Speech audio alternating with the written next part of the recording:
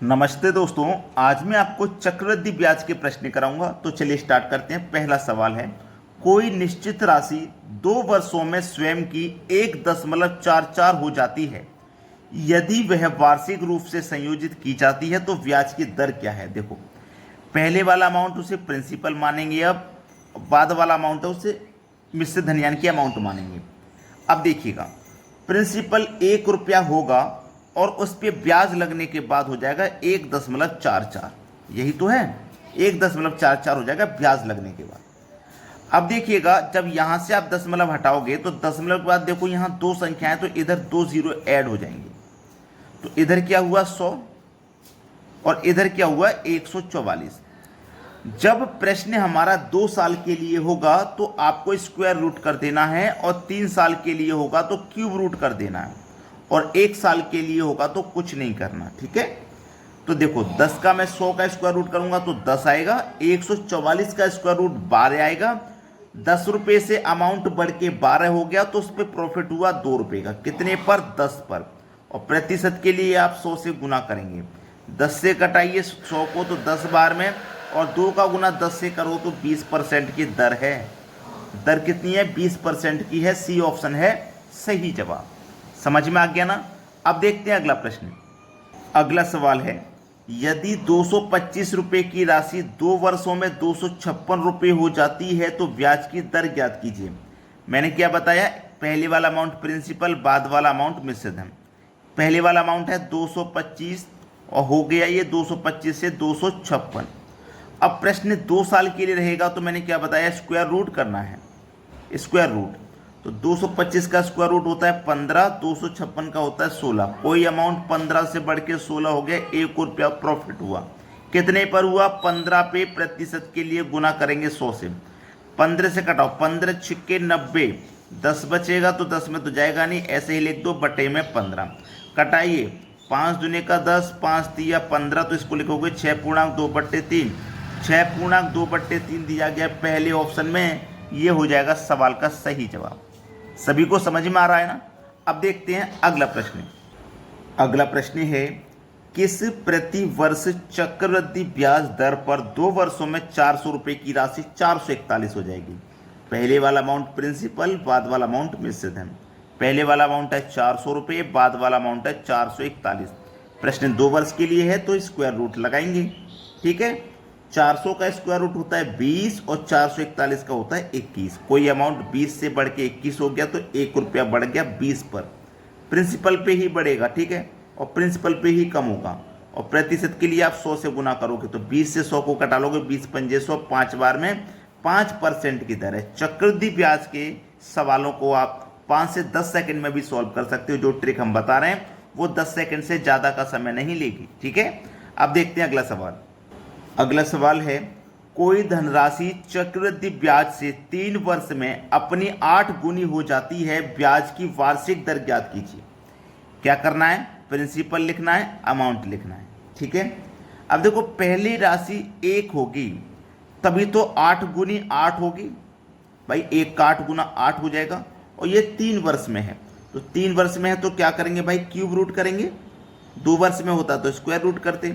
तो 1 का cube root तो 1 ही होता है, और 8 का क्यूब रूट 2 होता है। तो 1 रुपये से अमाउंट बढ़ के 2 रुपया हो गया तो 1 रुपये का प्रॉफिट हुआ। कितने पर? 1 पर। प्रतिशत के लिए 100 से गुना, 1 से कटा दो 100 बचेगा। 100% दिया गया है बी ऑप्शन में। यही हो जाएगा सवाल का सही जवाब। समझ में आ रहा है सभी को। अब देखते हैं अगला प्रश्न। अगला प्रश्न है, वार्षिक रूप से संयोजित किए जाने पर कितने प्रतिशत वार्षिक दर से 2304 रुपये 2500 रुपये हो जाएंगे। प्रिंसिपल लिखिए, अमाउंट लिखिए। 2304 रुपये हैं, कितने हो जाएंगे? 2500 हो जाएंगे। प्रश्न कितने साल के लिए है? कितने साल के लिए है प्रश्न? यहाँ पे प्रश्न 2 साल के लिए है, तो आप स्क्वायर रूट कर दो सीधा सीधा। ठीक है, 2304 का स्क्वायर रूट होता है 48 और 2500 का होता है स्क्वायर रूट 50। तो 48 से अमाउंट 50 हो गया, 2 रुपया बढ़ा। कितने पर बढ़ा? 48 पे बढ़ा।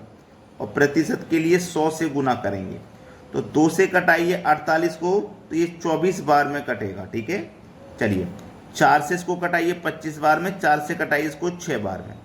ठीक है, ये 25 बार में कटेगा। अब 6 से 25 में भाग देना है, तो कटाइए। 6 चौक को 24, एक बचेगा तो एक ऊपर बटे में 6, 4.1/6%। और ये दिया गया हमारे पहले ऑप्शन में, तो यही सही जवाब हो जाएगा। अब देखते हैं अगला सवाल। अगला प्रश्न है, यदि 10,000, ये कितना है 10,2400 यानी कि 1,24,000 ही है, ठीक है, 1,02,400 रुपये की एक निश्चित राशि 3 वर्षों में 1,45,800 हो जाती है, तो चक्रवृद्धि ब्याज की दर ज्ञात कीजिए। प्रिंसिपल लिखिए, अमाउंट लिखिए। ये हमने पहला वाला अमाउंट लिख लिया और ये हमने बाद वाला अमाउंट लिख लिया, ठीक है। सबसे पहले तो हम 2 जीरो से 2 जीरो कटा के राशि को छोटा कर लेंगे। आप देखो 2 से इसको कटाएंगे तो ये 512 में कटेगा, और 2 से इसको कटाएंगे 729 बार में कटेगा, ठीक है। प्रश्न 3 वर्ष के लिए है तो लगा दो क्यूब रूट, ठीक है। चलिए, 512 का क्यूब रूट 8 होता है और 729 का क्यूब रूट 9। अमाउंट 8 से बढ़ के 9 हुआ तो एक अमाउंट बढ़ा 8 पे, प्रतिशत के लिए 100 से गुना। 8 से कटाओ, 8 एक 8, 2 बच्चे का 20, 8 दूने का 16, 4 बच्चे का 40, 8 पंजे 40, ठीक है। अब हमें जो आंसर दिया गया वो फ्रैक्शन की फॉर्म में, इस फॉर्म में नहीं है।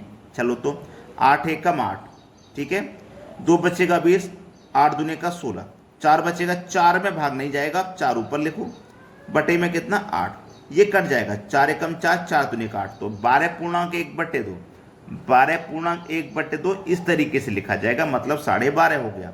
डी ऑप्शन में दिया गया है, ये प्रश्न का बिल्कुल सही जवाब है। क्लियर हुई सभी को बात। अब देखते हैं अगला प्रश्न। अगला प्रश्न है, कोई धन चक्रवृद्धि ब्याज से 3 वर्ष में 800 रुपये और 4 वर्ष में 840 रुपये हो जाता है, ब्याज की वार्षिक दर ज्ञात कीजिए। प्रिंसिपल लिखिए, अमाउंट लिखिए। प्रिंसिपल 800 है, अमाउंट 840 है, ठीक है। अब देखिएगा, ये 3 वर्ष में इतनी हो गई, 4 वर्ष में इतनी हो गई, 2 वर्ष हैं अलग अलग, तो आपको करना क्या आता हो, इन वर्षों का करते हैं अंतर। 3 और 4 का अंतर 1 आ गया, और जब 1 वर्ष है तो आप 1 वर्ष है तो कुछ नहीं करेंगे। अगर 2 वर्ष का अंतर होता तो स्क्वायर रूट करते, 3 वर्ष का होता तो क्यूब रूट, और जब 1 वर्ष की बात होगी तो कुछ नहीं करना है, ठीक है। 800 रुपये से अमाउंट 840 हो गया, तो 40 रुपये बढ़ गया है 800 पर, प्रतिशत के लिए 100 से गुना, 2 जीरो से 2 जीरो कट गए, 8 से 40 कटेगा 5 बार में, 5% की दर। पहला ऑप्शन है सही जवाब। अब देखते हैं अगला सवाल। अगला सवाल है, कोई धन चक्रवृद्धि ब्याज से 2 वर्ष में 1600 रुपये और 3 वर्ष में 1700 रुपये हो जाता है, ब्याज की वार्षिक दर ज्ञात कीजिए। अब ये जो सवाल है ना, इसका आंसर आप मुझे कमेंट में बताइएगा, क्योंकि मैं प्रश्न, ये वाला प्रश्न मैं आपको होमवर्क के लिए दे रहा हूँ, ठीक है। कमेंट में अपना आंसर बताइए, ठीक है दोस्तों, धन्यवाद।